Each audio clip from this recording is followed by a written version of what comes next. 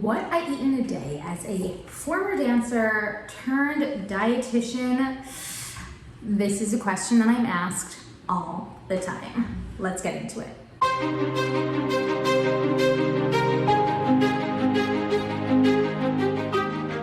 The hashtag alone, what I eat in a day, has billions upon billions of views on it on TikTok alone. This is one of the most common vlogs and posts that we see on the internet, and it's even more saturated within the dance world. So it made sense that this was a topic I had to cover. So what exactly is a what I eat in a day vlog? Well, it's just a look at a dancer's patterns. It's a snapshot into their day, and because of just the nature of social media, it's usually in the form of a quick 15-second or less look into how a dancer is fueling their bodies on any specific day. Some dancers will also include information like their cross-training routine or their dance schedule that day, whatever it might be. It's this really quick, often fun, light-hearted look into their day and the foods they're eating. And that's the interesting thing about these what I eat in a day vlogs, is that the intent behind them is often really good, right? It's meant to be fun. It's meant to be maybe even exciting to share with fellow dancers. You know, this is how I'm fueling my body. Maybe take it as inspiration, whatever that dancer might think they're doing in regards to that intent, in regards to it being a harmless intent, right? But the problems are the negative implications that happen, that are experienced upon those dancers who are consuming this type of content. And we're gonna break down exactly what I mean. I remember being a pre-professional dancer myself and thinking, if I can do whatever it takes to succeed in my dance career, then I'm gonna do it. And I'm gonna look at the very professionals who I idolize, who are at the tops of their companies. And if they're sharing a what I eat in a day, I am going to take that information like a key that is going to open up the success of my own dance career, right? And this is what we see with the younger dancers, the trainees, the pre-professional dancers who are consuming this content, is the access, this access into, oh my gosh, this is what that dancer is doing. I want to dance just like them, so I need to eat exactly like them. This is where the problem starts. At baseline, and I say this a lot, but let's head over to the stats real quick. Dancers are 3 times more likely to struggle with an eating disorder when compared to the general population, and that's a diagnosed eating disorder in of itself, right? What if we look at the spectrum of disordered eating that we know, especially if you've watched other videos of mine, are unfortunately normalized and glorified not only in the dance culture, but of course in the culture at large. So the risk that dancers face in regards to developing both disordered eating patterns and a diagnosed eating disorder are so important to consider when we're talking about whether or not dancers should be posting what I eat in a day vlogs. Just a few of the negative implications that we see when dancers view these vlogs are the comparative mindset. In other words, that self-doubt, that overwhelms, that has you thinking, wait, I don't eat food X, Y, and Z. I think I need to start doing that. I don't even like that kind of food, but I need to start eating this. Or I shouldn't be eating that because that dancer doesn't eat that, right? So it's just that comparative mindset that causes so much self-doubt, both inside the studio and out. There's also the overwhelming feelings of food guilt, a topic that I've covered in additional videos and on my blog, but just the feeling like we are doing something wrong when we're eating certain foods, most often, as an example, more perhaps indulgent foods, right, like dessert, and that we are doing something right and should pride ourselves when we are eating those foods that have been deemed quote-unquote healthy or better for performance, or dare I say, clean. You probably know how I feel about that word as well. But here's the thing, food guilt doesn't leave us feeling great about our food choices, and it really doesn't leave us feeling great about ourselves. And when we take that energy into the studio, guess what?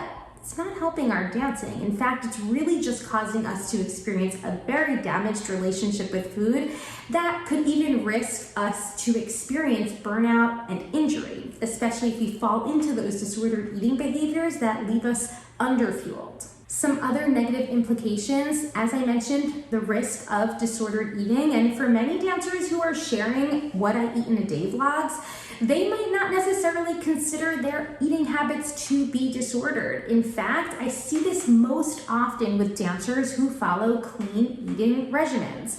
But the truth behind those clean eating regimens is that they are, more often than not, quite restrictive and a clear reflection of disordered eating patterns, especially when dancers are telling themselves that they can only eat certain foods at certain times or on certain days, or omitting or completely eliminating certain foods or food groups or macronutrients in of themselves. So disordered eating could definitely be a negative implication, along with disruptions in body image. And this also goes back to that comparative mindset. I see this a lot when dancers follow these what I eat in a day vlogs and then experience those feelings of self-doubt when dancers are describing their cross-training routines or the amount that they're training.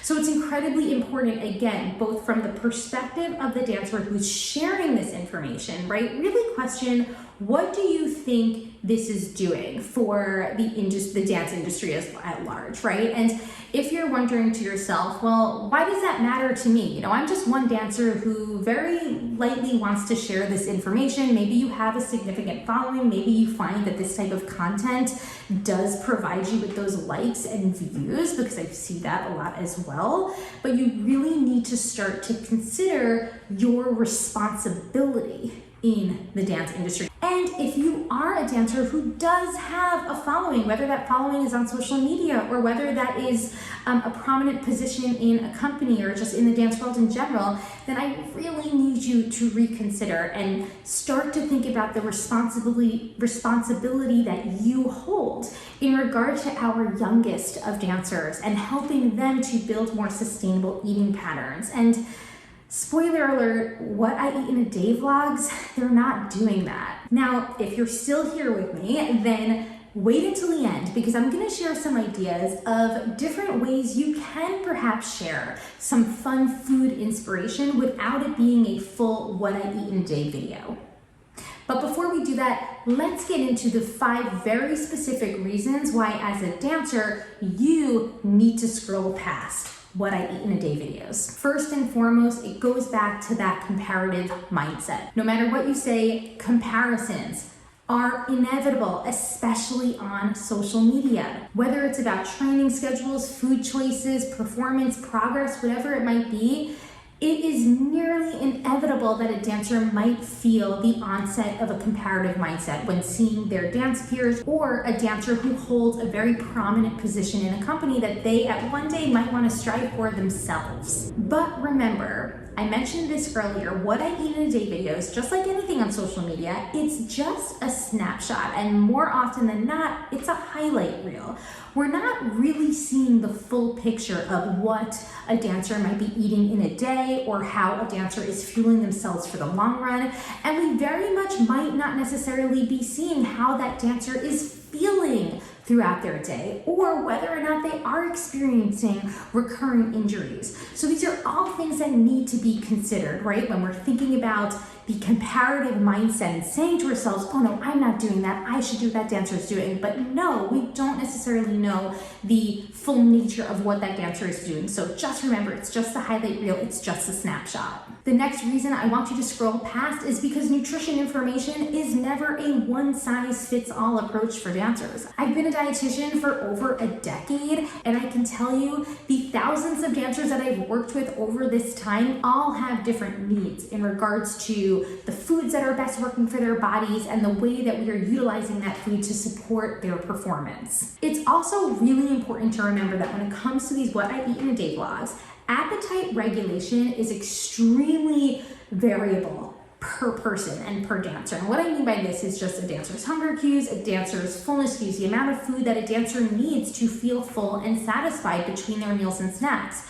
So if seeing a what I eat in a day vlog causes you to feel self-doubt about the amount of food that you are eating, then I really need you to realize that this type of information is not necessarily supporting you, because your needs as a dancer are going to be very different than that dancer's needs. And then we go back to disordered eating and the risk that is imposed from these what I eat in a day vlogs. As I mentioned, I've worked in this field for long enough to know that dancers commonly underfuel their bodies. Now, this underfueling doesn't have to be knowingly, it doesn't have to be intentional from restrictive eating. It can also happen very unintentionally. Most often that's actually the case. The dancer just might not be eating enough to support their extreme levels of dancing. So this is another reason why these what I eat in a day vlogs can really harm dancers who are consuming this content. Because if that dancer who is sharing this information is underfueling their bodies, whether intentionally or unintentionally, well, what kind of depiction is that showing for the dancer who's watching this, right? It's showing them that it's okay to underfuel. And I will tell you right now, it's not okay. The biological, the psychological, and the physiological complications that happen to our bodies when we underfuel, not worth the sacrifice. It's also not going to support your dancing long term. And moving right along, another reason why what I eat in a day vlogs are extremely harmful for dancers: nutrition expertise is not common sense. Let me say that again. Nutrition expertise is not common sense. So I, as a dietitian, along with all my other fellow dietitians, we underwent extensive training to do the work we do, and additional training to work with populations like dancers who are at a higher risk of developing disordered eating behaviors. So when I am guiding a dancer in regard to meal planning or those suggestions of how they should be fueling their body, there is a stark difference in the work that I'm doing with that dancer versus the work that a what I eat in a day vlog from a dancer who doesn't have that training and clinical experience in regards to nutrition and dietetics. There's a vast difference there. So we really want to understand that anecdotal experience with food, so how foods work for our bodies on a personal level, is not enough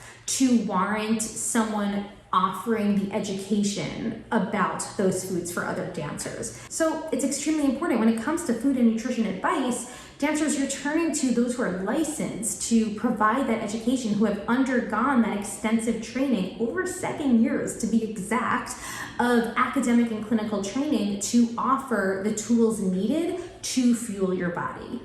And last but not least, what I eat in a day vlogs can be very misleading. I mentioned this earlier, but we're really not seeing the entire picture of how a dancer is not only fueling their body throughout the day, but also their relationship with food, any potential other struggles that they might be experiencing, both in their lives as just humans or as dancers, whatever it might be. We're not necessarily seeing that in this short 15-second or less what I eat in a day vlog. Super important to understand this. What I eat in a day vlogs can be technically considered a form of meal tracking, right? Meal tracking in the dietetics world, we consider this like calorie counting, macro counting, and these experiences, they're actually not recommended, especially because of the risk of obsessing over these behaviors, but also the very need that these behaviors and feeling like we need to track what we eat really drives us further from our intuitive ability to learn how to fuel our body. So remember all of these considerations, whether you are a dancer who has shared this information in the past, you're a dancer maybe who is considering sharing this information in the future, maybe you're a dance parent, a dance educator, a dancer who holds extreme influence over other dancers, I really want you to reconsider before posting that what I eat in a day vlog. And if you're a dancer here who's listening and wanting to know what to do when these vlogs come across your feed, do your best to scroll over them. It's very unrealistic for me to say that you're never gonna see these again, because unfortunately, as I mentioned earlier, the hashtag alone is huge, right? There's billions upon billions of these videos out there, whether they're designed for dancers or not. So they're likely going to hit your feeds at some point. It's important to remember these considerations so that you can learn how to move past the information without it causing these negative implications, right? Without it causing that comparative mindset, that self-doubt, triggering disordered eating, and so forth.